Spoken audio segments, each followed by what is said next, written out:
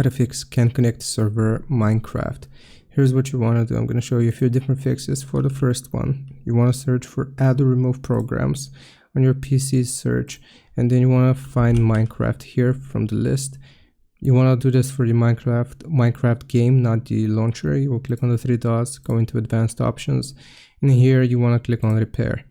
Now, if repairing doesn't work, this is going to be the first method. The second method is if the repairing doesn't work, you want to uninstall the game and then you will reinstall it from the Microsoft Store. So you want to search for Microsoft Store.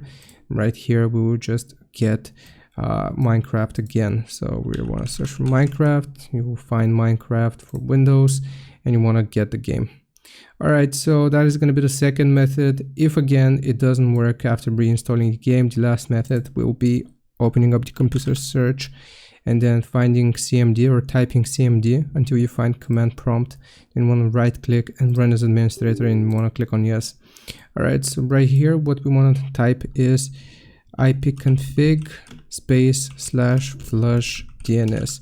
And that is going to reset your internet settings. If you have any issues, that is going to fix it. And you will just want to press enter and then you will restart your PC.